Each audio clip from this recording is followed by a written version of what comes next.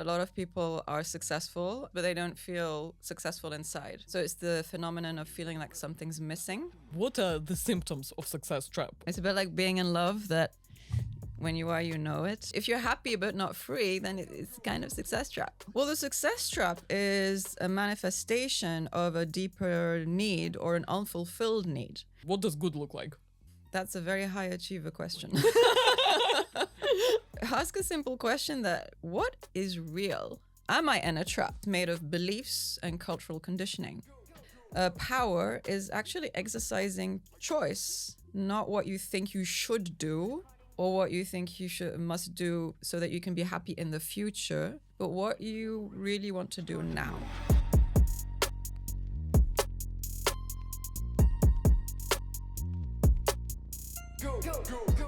Hi everyone, my name is Varia and this is Shameless Careers, a podcast about building a career you love. Today, my guest is Dr. Amina Aitsi-Selmi, an award-winning transformational career and leadership coach and an author of the book Success Trap. This book explores why high achievers often stay in unfulfilling jobs, how to overcome this, and how to redefine success so that it truly becomes success on your terms. So, Amina, thank you so much for being here with me today. Thank you. It's a pleasure to be here. Why do you think it's so important to help achievers find something more fulfilling? And where is the problem that you have identified with this mindset of high achievement? I think it comes from realizing that a lot of people are successful and have external markers of success or culturally sort of validated markers of success, but they don't feel successful inside. So it's the phenomenon of feeling like something's missing. Or also some people describe it as achievement without fulfillment. So as a doctor, I worked as a doctor before I worked as a coach. I was interested in helping people and making a difference. And so I realized there are a lot of people who are suffering. And I was just naturally drawn to doing something about it based on my values, my own experience, and what I felt I could do in the world, how I could use my skills. And how do you define success trap? So it's achievement without fulfillment, and it also has different aspects. It can be that you the way you worked that brought you success so far doesn't work anymore for you. It can be that your past success is getting in the way of your future success or your next success. It's also seeking fulfillment externally rather than internally.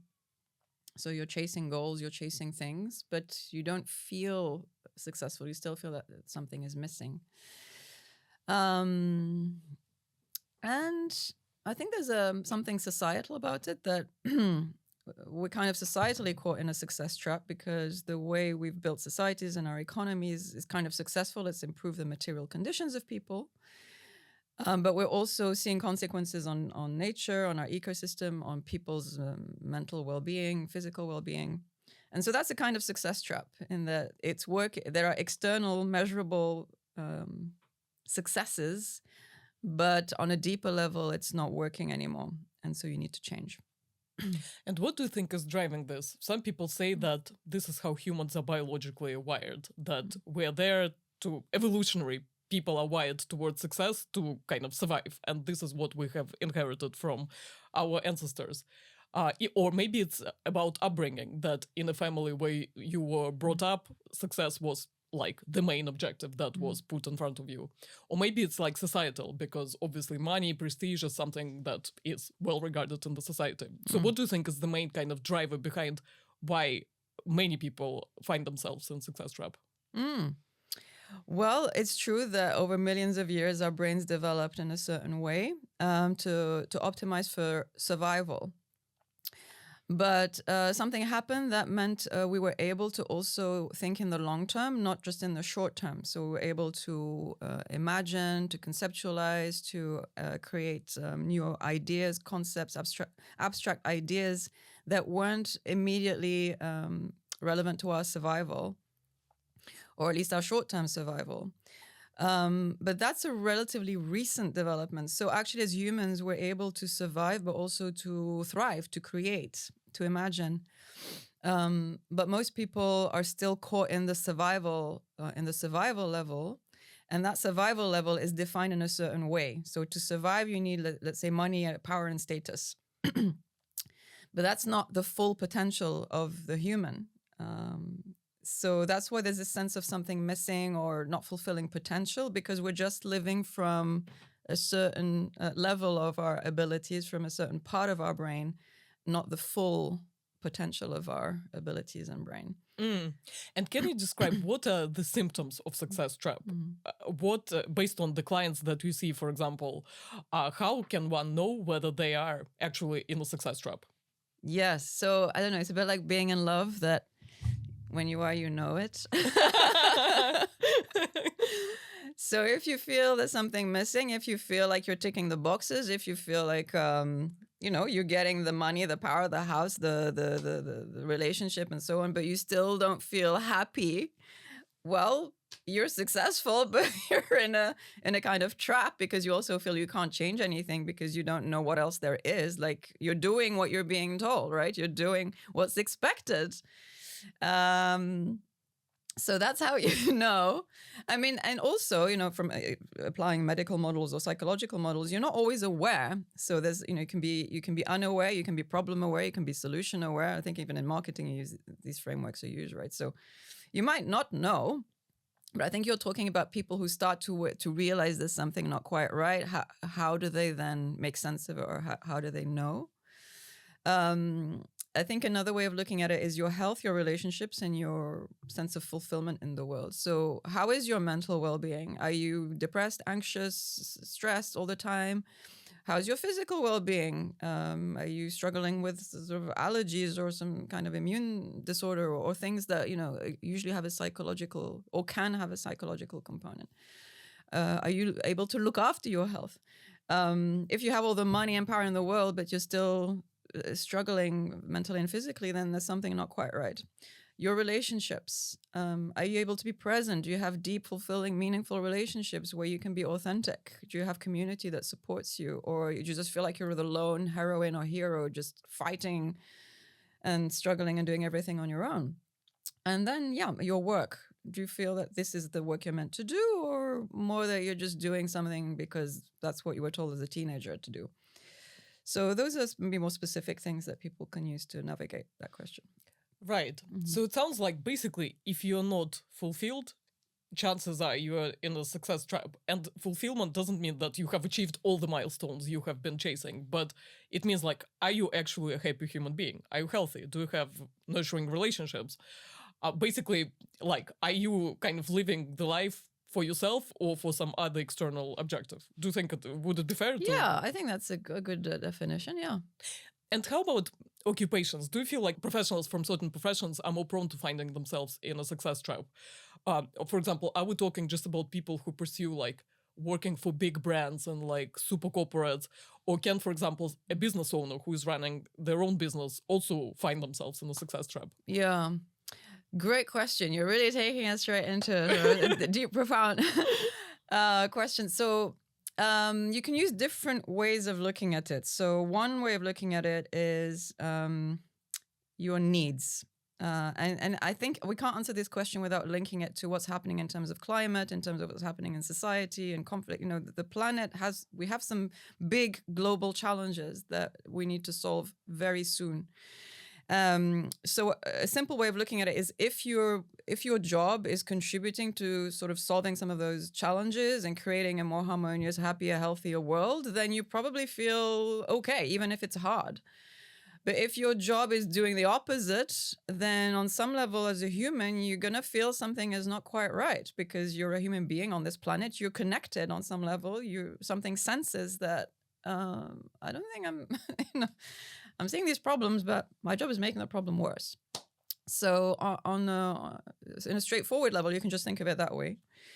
On another level, you can think of your needs. What are your needs as a human, and what are the needs of your community and the sort of the broader needs around you? And how are you solving that equation of meeting my own needs whilst also respecting that others have needs and the planet sort of has needs or boundaries, if you like, and other forms of life have needs. And if you're feeling that sense of interconnection, that you're sort of in this beautiful sort of symphony where you're playing your unique notes but in a bigger orchestra, and you're creating some music, then you're gonna feel pretty good, in my experience.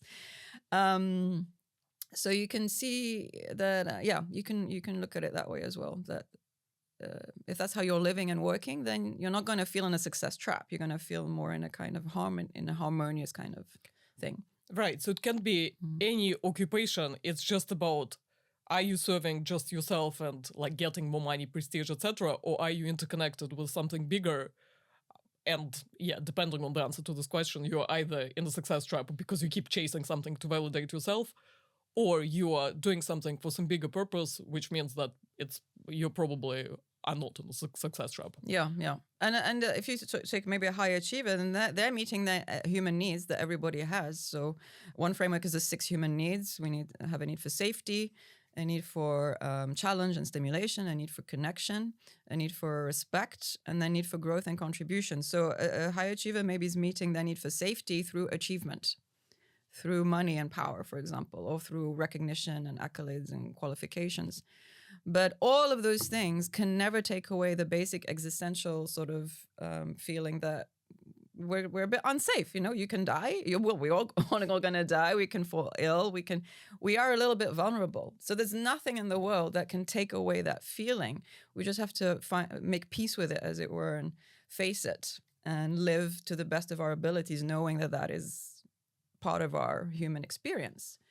And let me put a devil's advocate hat on and kind of try to put myself in the shoes of someone who is super successful, has been working hard to get success validation, and have come quite far. I imagine this person, and probably this is something that some of your clients are mentioning to you, is that, look, this approach has served me super well. Look where I am. And actually, if I was not chasing what I was chasing, I wouldn't be here. So kind of, what's the catch? Are you telling me that I was living my life wrong? But how come? Like, I see the results. Yeah. What would you say to those people? Yeah, it's the success trap. So what got you here won't get you there. So how you created your success so far isn't necessarily the way that you're going to create your next success. So it worked up until now, and maybe now it's time for a different approach or a different strategy. So you met your need for safety, for example, through having a good job and making more money. But now you've got enough money, so your need for safety has to be met maybe in a different way, maybe more spiritually, or through creating community, or growing your own food. So it's not that it was wrong before; it's that it was right up until now, and then you might need new tools. So are you saying that at some point people who kind of have achieved a lot feel like they are not fully satisfied, and up until now they have proven to themselves that they can do great things, but then it's almost like leaving them with a sense of, okay, but what's next? What's all of this for? So there is some kind of bigger question that they ultimately face after achieving everything that they wanted to achieve. Yeah, so research shows that around 35, mid-30s, people start to ask themselves some questions, and their satisfaction drops until they're about 55, at which point they probably just think, okay, well, this is it, so might as well just enjoy what I have. But it doesn't have to be that way. At 35, you can start to just go on this journey and ask yourself deeper questions about, well, what do you really want, right? You maybe took this particular path and it worked and you got certain things, but then now something else is happening for you and you maybe want to shift how you approach your work or your life. I mean, not you specifically. All of us. All of us, yeah. No, I can relate to many things, that you're saying. And if we look at the emotional side, you obviously speak with a lot of high achievers who come to you and want to find like bigger meaning and get out of the success trap that they find themselves in. Can you tell me, what is the emotional side looking like among these clients? We see like super accomplished people on the surface, but what do we not see about some of the emotional struggles that this success trap brings, based on what you observe? Yeah. Well, the success trap is a manifestation of a deeper need or an unfulfilled need. So you could say there are three core beliefs that we can get socialized into that are not healthy. But we try to resolve them through success. So these are the belief that I'm not good enough, the belief that I can't have what I want, and the belief that I don't belong, or I'm not loved. So, and these, are linked to the needs for safety, the need for connection, and so on. So if when I, as a child, I had a need for connection, but I was told, no, you can't have connection unless you get good grades, I won't give you the cookie, or I won't give you the hug unless you bring me back a school report, then I start to associate school grades with feeling loved or connected. And then I forget that what I wanted was connection. I just remember that I just need to do well at school. And then later, and then that continues. So, yeah, the success trap is a manifestation of these deeper emotional needs that are unfulfilled and have been met in alternative or through coping mechanisms, or through these alternative mechanisms of success, external validation. Yeah, so most of us will have those three core needs, most humans, I would say. And then maybe high achievers resolve them. They have a different equation. They solve the equation slightly differently because they're super competent, they're independent, their gifts meet the demands of the environment they're in. Let's say we need, people who are good at maths. Then if you're good at maths, then that becomes your way to meet the need for connection, but it doesn't actually give you the connection. So then, when you hit 35 or whatever, then you start to realize, oh, I thought I could be loved through being good at maths and then working in a hedge fund and making lots of money. But actually, I still haven't got the love that I wanted. So maybe I should rethink my strategy to meet that emotional need. And then you can go off and go on a retreat or a sabbatical or go to relationship coaching or whatever, but you start to bring a different solution to that unfulfilled emotional needs. And what type of risks are there in the short term and in the long term if you choose to stay in the success trap? I guess what I'm trying to get to is, imagine you live your whole life pursuing these big goals and compensating for whatever you have just mentioned. You will then at that point you will look back and think how you've lived your life. What do you think you will think? Yeah, well, we have some evidence from there's a book called The Regrets of the Dying, I think, by palliative care nurse Bronnie Ware. So she spoke to a lot of people that she was caring for who were in the stages of dying, and she noted there were 5 common regrets, which were: I wish I hadn't worked so much, I wish I had expressed my feelings more, I wish I'd let myself be happy, I wish I had I'd stayed in touch with my friends, and I wish I'd had the courage to live true to myself, not according to the expectations of other people. So if you want to project yourself forward, then apparently that's what happens when you're on your deathbed and you've stayed in the success trap. Yeah. And it sounds to me that you behave this way. It's almost like when you think back, you realize that you lived your life not from the sense of agency, that you're in control and you do something that you find meaningful for you at any given time, but almost like that you always act out of fear or need. So out of kind of place of when you don't have enough of something, you don't have enough validation, you don't believe in yourself, and then you want someone to tell you that you're good.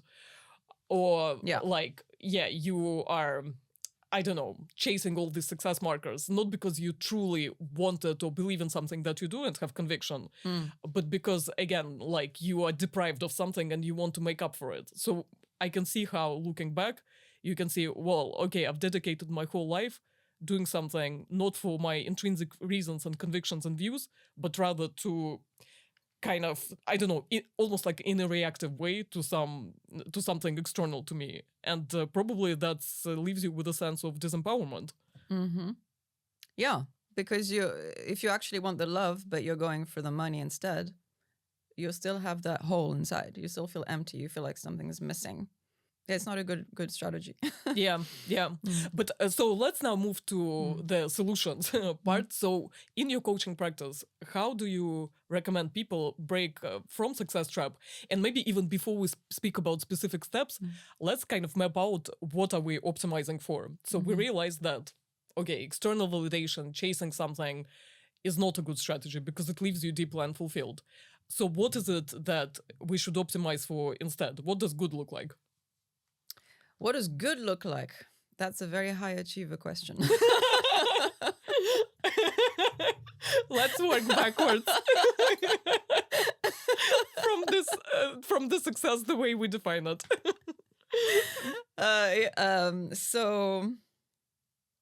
So I believe that the question that humans are trying to solve for, really, which is also a high achiever way of looking at it, like what does it solve for? What am I optimizing for? What's good? You know, it's how can I be free? For me, it's about liberation. So for some reason, conscious life has appeared in this universe, and it wants to explore and expand and discover. And to me, that is freedom. So I think that's really what is happening in a human being. It's not even about being happy, because unless you define happiness as that kind of freedom, because if you're happy but not free, then it's kind of success trap. But if you're free but not happy, for me, that's okay, which tells you a little bit about my values. So I think it's about liberation and having this sense that I'm free to live the life that I'm meant to live. I'm free to play my unique notes in the great symphony of life. So that's what good looks like to me. So it's like being an author of your life, like having this agency and knowing that, okay, depending on, like, seeing your life as your own creation, like based on what my artistic vision is about my life, what I want, what I find meaningful, I can make it happen, and I have the agency over my actions rather than like someone else telling me what I need to do to perform well, right? Yes, and there's still we can talk about kind of the path of adult development, so frameworks of or consciousness evolution. So, for example, there's Robert Kagan, who's I think a psychologist at Harvard. He talks about the stages of adult development as the third one is conforming. So that's kind of maybe a classic high achiever, just trying to meet the expectations. Then there's self-authoring. This is where you start to say, oh, I don't have to do what I was told to do. I can start choosing my path. I don't have to be the doctor or the lawyer. I can maybe be like some of your guests, become yoga teachers or set up their own businesses. But then after that, there's also self-transforming, where the sense of identity of a person, of an ego, or of a kind of a me kind of doing stuff in the world starts to loosen and it becomes much broader. It becomes a sense of interconnection and the sense of constantly self-discovering. It's like you're free to constantly rediscover the moment and just, you could say you're moving with the flow, but it's in your own unique way. Maybe an easier way of looking at it is the four levels of consciousness. So you have the victim mindset, which is the question is what things happen, or why is this happening to me? Like we have the sense that things are happening to us. Then there's the achiever level of things happen by me. I make things happen. Then there's the vessel, which is, things happen through me. Like I'm just a vehicle here for the, mystery of life to work through. There's a higher self and there's a divine thing that's coming through me. And that's things happen through me. And then the next one is the creator. Things happen as me. So there isn't a sense of separation. I think one of your other guests who was talking about mindfulness talked about this. So you're not separate, you're embedded in this thing called the web of life, and you're doing your thing, but it's not separate. It's more connected. So I can explain the difference between the last two parts. Mm-hmm. So the kind of when you are creator of your own path versus the interconnected one, is the main difference linked to some bigger purpose that in this final stage you kind of feel like what role you need to play in the broader setup? I think it's so embedded in the English language, the I and me and mine, that we don't even realize that it's not universal to think about me and mine and I'm doing things. You could just talk about the verb talking rather than I'm talking. Talking is happening. Talking is manifesting. And it's a different sensation in your body. And it leads to different decisions and different interactions. So you could say maybe you start to slow down, you feel more present, you're able to sense more. You're more connected to your creative mind. And so the vibe feels different and your decisions are different. So you're more present and kind of, yeah. Your cognitive functions are actually different. If you meditate, your brain changes in structure and your decision making, your emotional regulation, your relationships, they change. This is a documented evidence-based possibility. Everybody, as far as science can tell, it is possible for most people. But we don't live like that. We live either in the victim or the achiever. And what does decision making look like from that place?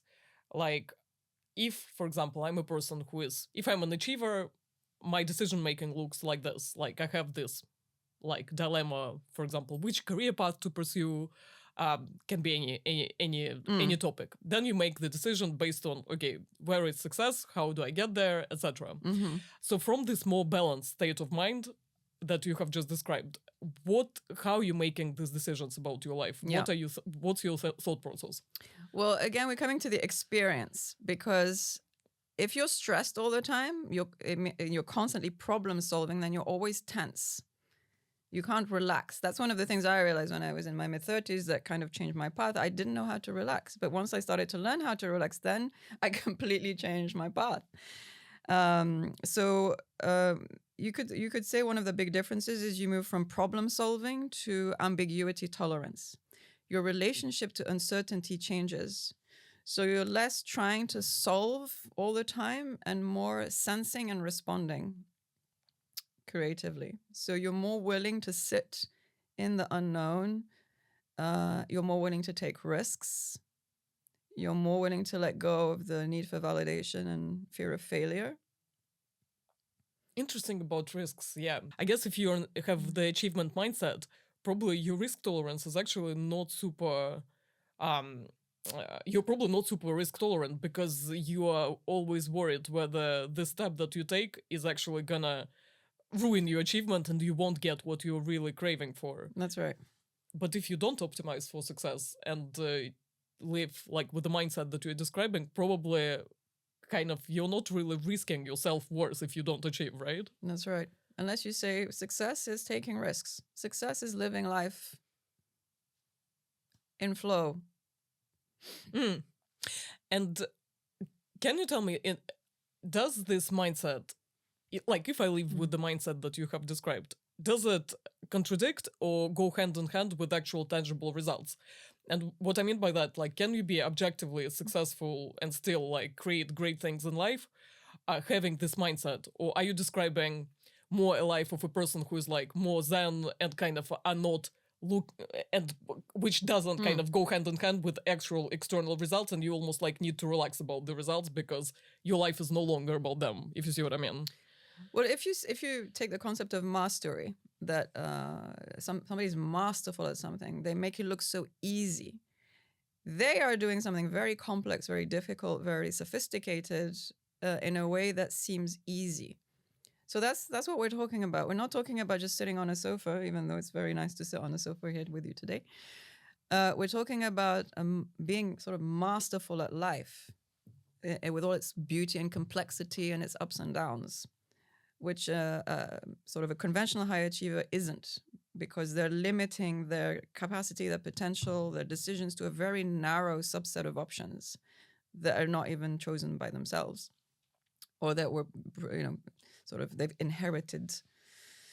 So I have, my clients, they don't go and join an ashram or sit in a cave. They actually either do the current role differently. So, for example, one of my clients was a a doctor working in a hospital with children on heart disease in children.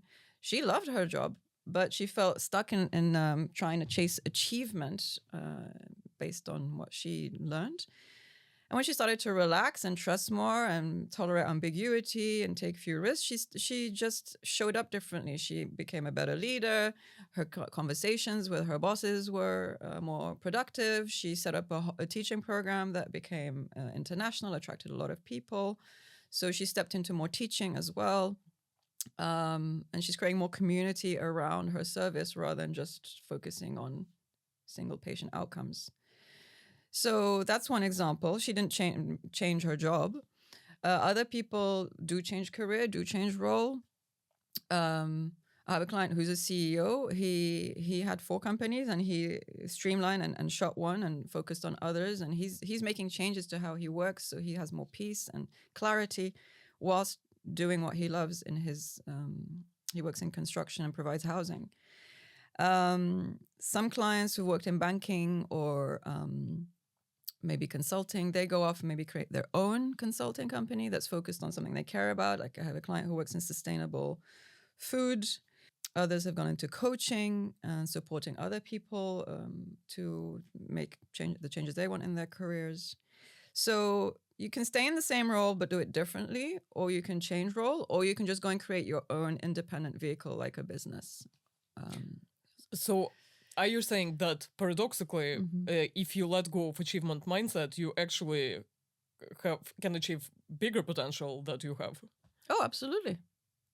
And how? But it's not guaranteed. That's the thing.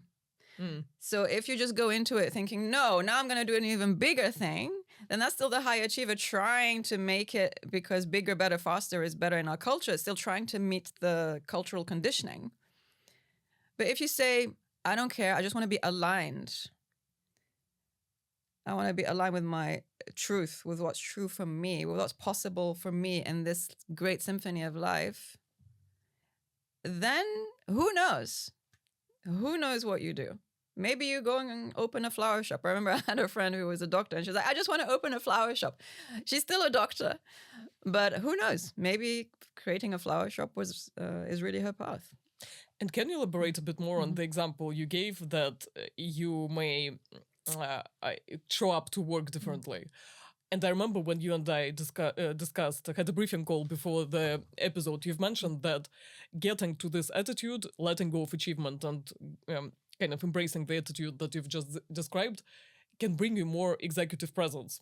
Oh, yes. So, and this link I find so counterintuitive, because isn't like being executive, being this wired high achiever.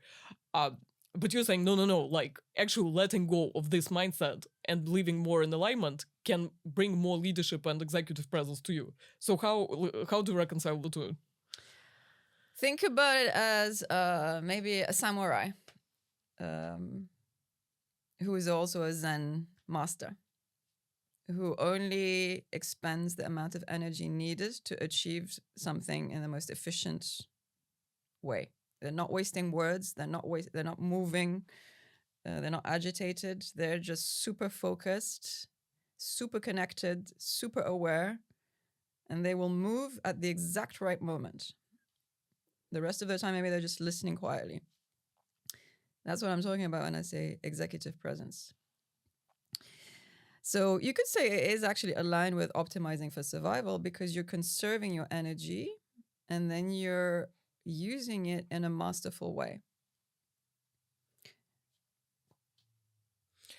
Amazing. So it sounds like basically the way I understand it, that if you're a high achiever, you kind of tunnel visioned on this goal, and it may be effective, it may not be effective. You may even have not thought about what you want to do next. You just, someone has put a carrot in front of you and you are kind of doing it at all costs. While what you're describing is almost like, all right, like I have my own views about what's optimal or not optimal in this situation. I won't waste my energy. Maybe this carrot is the right one, maybe it's the wrong one, but I'm making decisions not of that basis, but of some intrinsic, based on some intrinsic views that I have. Yeah. And as a result, I become more, just more present, more effective. Yeah. Based on whatever goals I have, whether it's opening a flower shop or becoming like executive within a Exactly. big corporate. Exactly. All right, so it sounds super appealing. Let's discuss the how. How can you get yourself out of this high achievers mindset into the mindset that you were describing? Yeah. By the way, it's not about not achieving or not being a high achiever. I call it conscious high achievement. So use your like at the core. There's a belief. I have a belief that we can use our gifts and our talents in alignment with the great symphony of life, so that those gifts and talents are used in a way that feels aligned and fulfilling. So it's not about not achieving. Like if you think of the Buddha or Jesus or Gandhi or Martin Luther King or people who were liberated to a certain degree, they achieved great things, but it went beyond just their own success, and it was global. It was an interconnected success, and it wasn't just about them. And they didn't do it for their CV. Let's put it this way. They did it for other things that they believed in. They felt guided to do this. They had a vision. So we talked about vision and values in a previous conversation. So you have your vision and values, and you live in alignment with that, whether you feel good or bad, whether it's aligned with society or not. And that's how you change society. I mean, any change maker, whatever their values, they are breaking boundaries. Yeah. So achievement, it's not achievement that's the problem. It's attachment to achievement at all costs. But the way out, the way of liberation, is to ask a simple question that we don't normally ask, which is, what is real? What do I think is real? Did you ask yourself that? Or I didn't ask myself that for most of my life. But it's really important, because if I think money is real, then that's what I'm going to focus on. Right? If I think power is real, that's what I'm going to focus on. It's a basic philosophical question of metaphysics, and I believe coaching is applied metaphysics, because we're challenging what we've inherited in terms of beliefs about what is real. Another way to put it is, what is the nature of the human experience? Why am I perceiving my life the way it is? Why am I having the feelings I'm having? Why am I having the thoughts I'm having? And for that, you need to be mindful and present in the first place to realize you have thoughts and feelings, which is not a given. So that's the first step. And how to distinguish between what's real and what's kind of a noise that has been imposed on you through your upbringing? How do you know what's true? Exactly. How do you know what's true? That's the question that we're trying to answer. Well, right? you can have a coaching session. So basically, you're saying it comes back to values, and like every individual should unpack what's valuable for themselves throughout this process, right? Exactly. Yeah. It's turning your attention, your energy from just going outwards into the physical material world, which most people will say, well, that is what's real. It's what you can touch. To the world that's inside. So you can't touch an emotion, right? You can't touch a thought, but it's there. You can't say it's not real. So some things that are real, that are invisible. Like, what does that mean? So your vision, your values are also invisible, but perhaps they're also real. Perhaps they're as real or more real than the money in your bank account. Right. So it's almost like looking inside to understand, okay, you have certain excitement about certain things, you have certain values, and this is actually what's real for you deep inside. You almost need to, and maybe for some people, like making money is the thing, but it's all about understanding what is it in you that you truly value and that drives positive emotions, like your energy, I guess, within you, and using this as a starting point to understand, like, what is it that should form the basis for your life. And but I prefer what's called a subtractive approach, or in theology it's called an apophatic approach. So you don't even have to find the real, ultimate real thing. I use my approach is influenced by Buddhist philosophy and psychology and practices of liberation, and so it's more about questioning this process of self-transforming, self-discovery, constantly checking what is inside me and how is that affecting what's outside me, or what I perceive to be inside and outside me. Is this belief that's driving me helpful? Is it of service? Is it real?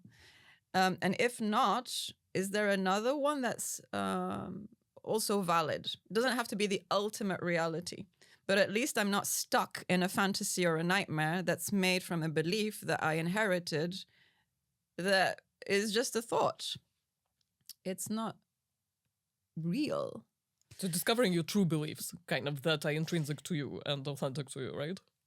I'm influenced by Buddhist philosophy, but also science. So there's no necessarily ultimate reality we can know, but there's an approximation. There's a hypothesis. There's a theory, and constantly updating it, or at least not going with the wrong or a one that clearly is false.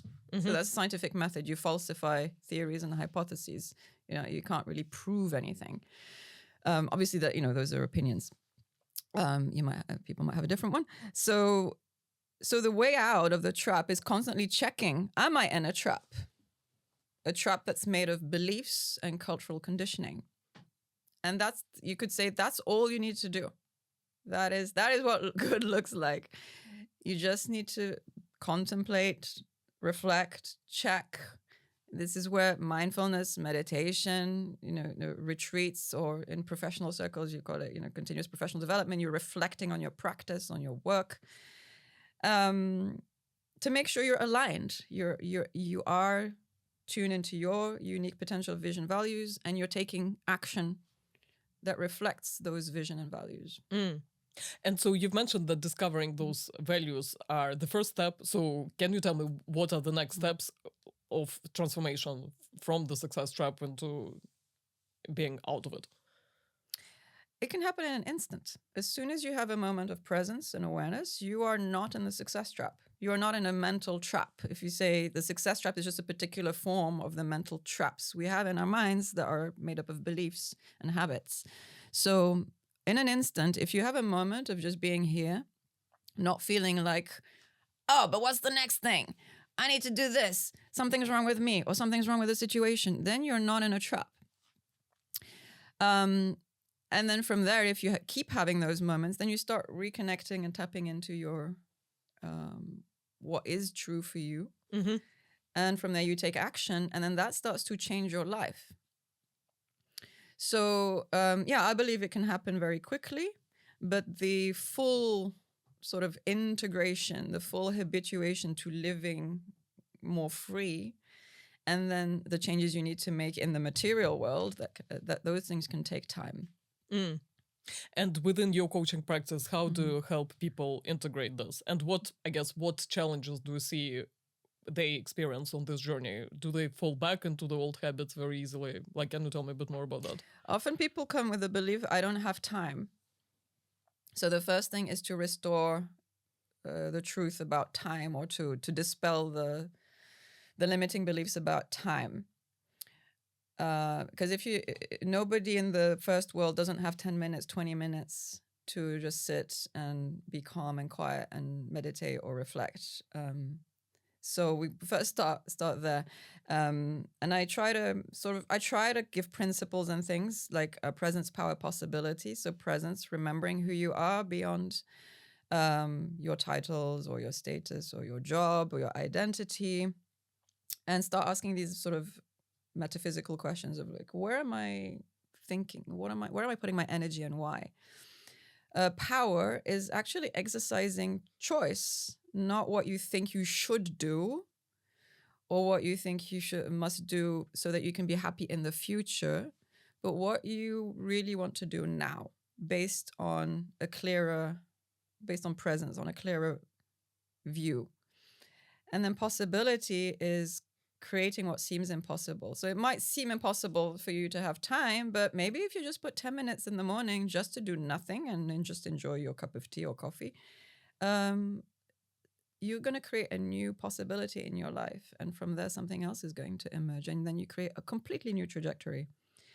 Another way to look at it is like the geometry of your life, the geometry of your career, the geometry of your leadership, or what does it look like? I was playing with this the other day. So you can think of it as 3 spheres that are connected. So the first sphere is who you are. Who do you think you are? If you ask these metaphysical questions, do you think you're just your job and your title, or are you also someone who's very empathic or artistic, or are you just the great consciousness that is exploring the universe? That gives you a very different experience of life if you can tap into that level of self-concept or self-experience. Then there's your sphere of influence. This starts to bring in the power of choice. What can you do? This is important for high achievers who take on a lot of responsibility, more than they probably need to. And so redefining what is yours to do and what isn't. That starts to create another level of liberation and freedom. Then there's the field of possibilities. So can you stretch into new ways of being, new ways of doing things, take some risks, try something different? And then, that's all happening in the Great Symphony of Life, which is, we don't need to go into that right now. And with that, there are 4 kind of reference points. So let's say those were 4 dimensions and 4 reference points. There's the practical stuff. Your money. Do you know how the money in the material world works? Not in the high achiever mindset of I need as much as I can possibly get, but what you need. What's your relationship with money in the material world? Mission. That's your vision and values. So it's important to spend some time thinking about those things. How you manage your energy so you don't burn out. And different stages of life have different needs. You might not have as much energy as you had in your 20s. You need to take that into account and be like the samurai who uses it efficiently. And then making relationships. And for high achievers, this is a challenge because they tend to be the person people depend on. They're super competent. They don't like asking for help usually. And so they need to break out of the heroine or the hero or rescuer identity. And finally, 4 practices to do with this, to address these questions and areas of life. So metaphysics we talked about. So what do you think is real? What do you think this experience you're having is about? From a neuroscience perspective, it's a controlled hallucination, as Anil Seth says. The brain is just constantly predicting and making stuff up and saying, do this to survive. So we need to sit with that and understand that. Meaning, which is linked, is, well, what meaning are you making through language, through thought, that you need to question, like a scientist? What's your hypothesis about life? Like, if I have the next promotion, I'll be happy. Is that a good hypothesis? Is it working for you? And then there's mindfulness and meditation. So mindfulness is the presence in relationship, in the world, and with ourselves. And meditation is a very specific practice. People often say, yeah, but when I go walking or when I listen to music, I'm meditating.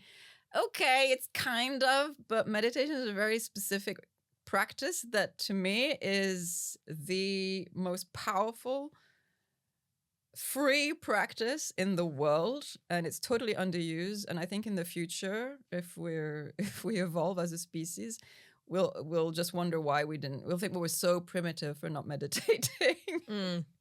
Which is simple. I don't want to make it like meditation some crazy complicated thing. It's just sitting and knowing you're awake and alive, and not falling into the beliefs and the cultural conditioning. As you were talking about all of this, one thing that is so striking is to what extent each of us needs to define and redefine so many things about how we see the world, because probably, like, as we go through our careers and lives, we take take the system as a given, and everything that's put and every aspect of the system has some value, and you take it as a given. But then what you're describing is almost like you need to rethink everything, like how valuable all these things are to you personally. Where do you see meaning? And almost look at the world with a completely different eyes, and starting with your own eyes, and even discovering what this view of life is for yourself. Yeah. Which is, I'm not then coming back to 35-year-old and quarter life and whatever crisis. I'm not surprised that these are crises, because I mean, there's no playbook. These are very difficult questions. Yes, but at the same time, they're simple. So if someone's listening and feeling overwhelmed, just start somewhere. Just take one thing, take one insight and apply it. And if it gives you a sense of more freedom, that's a clue. That's your sign you're on the right track. If you're feeling tense and stressed all the time and you do something and you feel a sense of something liberated, some tension dropped, and you have more clarity and you have more hope and joy, that's a sign you're doing something that's good for you and probably for the planet. Yeah. Amina, thank you so much for being here with me today. Where can people find you? And if there was one resource or book, apart from obviously your book, that you personally love and that you would recommend to others who are on the self-discovery path, what would it be? Right. So people can find me at www.dramina.com. They can sign up for the Wise Wednesdays newsletter. They can find me on LinkedIn and just message me, share with me an insight from today or any questions. I have a group called the Sanctuary Mastermind where they can join and meet other high achievers who are going on this journey and discover what they need to discover, to realign. And in terms of a book, I'll recommend one I'm reading right now, which is Near Enemies of the Truth by Christopher Wallace, who's a Sanskrit scholar. He's an expert in Eastern philosophies and religions, and his whole book is about freeing ourselves from these sayings that are becoming more popular, like follow your passion or find your purpose or everything happens for a reason. And he really dissects it to see what is true and liberating about it and what is slightly just keeping us still in the sort of success trap. So I recommend that book. It's available as an audio book, and it's really interesting in my opinion. Super. Thank you so much, Amina. I really enjoyed our conversation, and good luck. Stay in touch. Thank you. Thank you very much for having me. It's a pleasure.